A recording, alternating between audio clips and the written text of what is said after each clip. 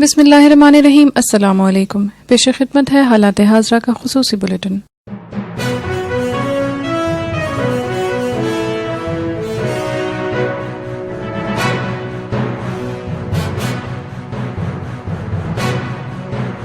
اس video میں ہم بات کریں گے پاکستان اور بنگلہ دیش کے تعلقات کے حوالے سے۔ کیا بنگلہ دیش اور پاکستان کے تعلقات واقعی بہتر ہو رہے ہیں؟ بنگلہ دیش میں پاکستان کے ہائی کمشنر نے رواں ہفتے بنگلہ دیشی وزیر اعظم شیخ حسینہ واجد سے ملاقات کی ہے۔ تجزیہ کار اس ملاقات کو دونوں ملکوں کے درمیان سرد مہری کے شکار تعلقات میں بہتری کی ایک کوشش قرار دے رہے ہیں۔ بعض تجزیہ کاروں کا خیال ہے کہ خطے کی بڑی معاشی طاقت چین دونوں ملکوں کو قریب لانے میں اہم کردار ادا کر رہا ہے۔ دونوں ملکوں کے درمیان گزشتہ سالوں میں تعلقات میں پائی جانے والی کشیدگی کے بعد رواں سال سفارتی سطح پر بہتری دیکھنے میں آئی ہے۔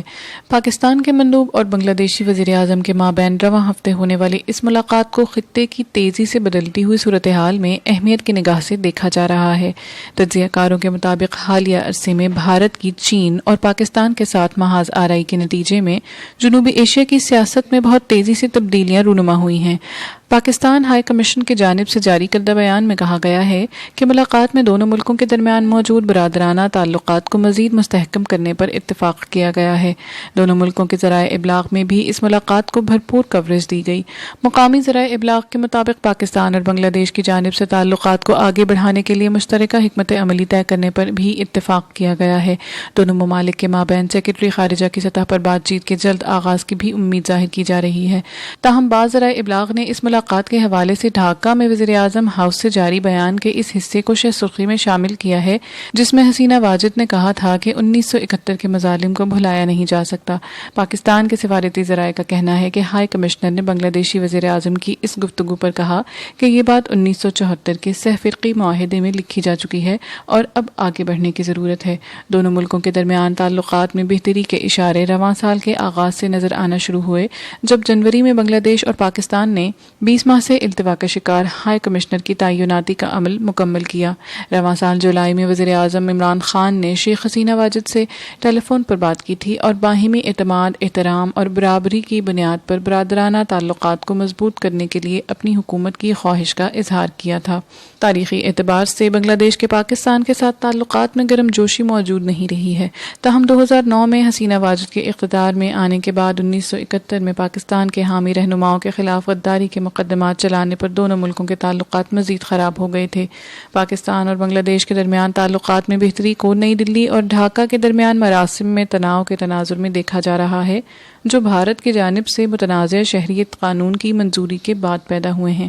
کشمیر کی خود مختار حیثیت کے خاتمے کے اقدام کے خلاف بھی بنگلہ دیش میں بھارت مخالف عوامی احتجاج دیکھنے میں آیا تھا۔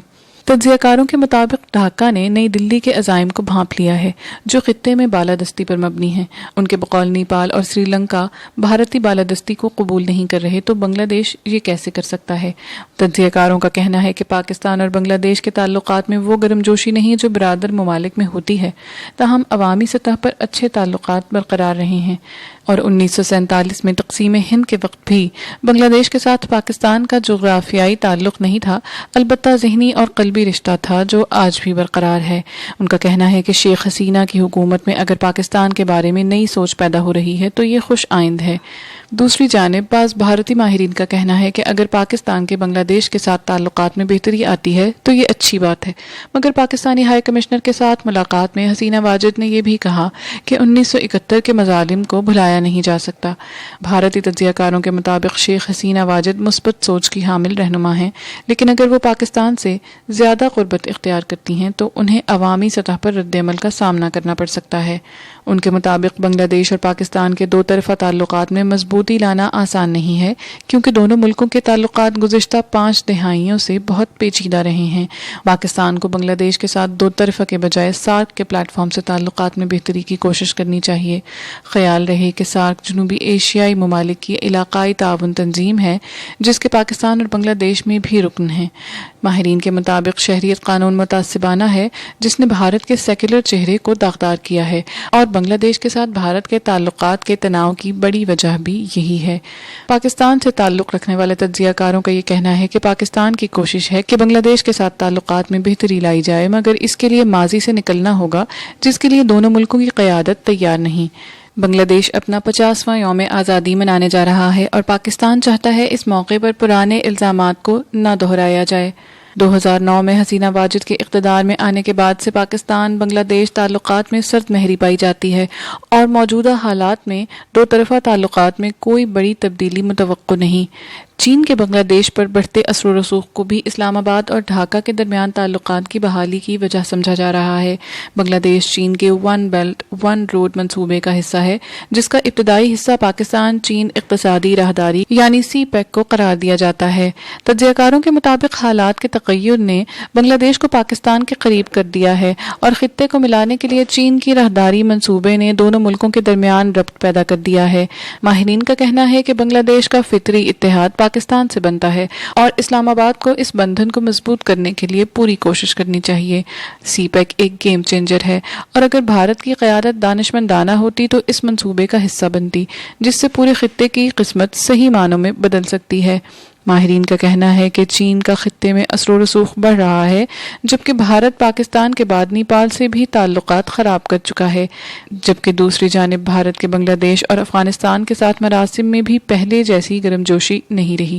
حالات حاضرہ کا یہ پروگرام کرنٹ افیئرز ڈائجسٹ کی ادارتی ٹیم نے تیار کیا ہے۔ آپ اپنی قیمتی آراء سے ہمیں ہمارے سوشل میڈیا لنکس کے ذریعے آگاہ کر سکتے ہیں۔ ہماری کانٹیکٹ ڈیٹیلز ڈسکرپشن باکس میں موجود ہیں۔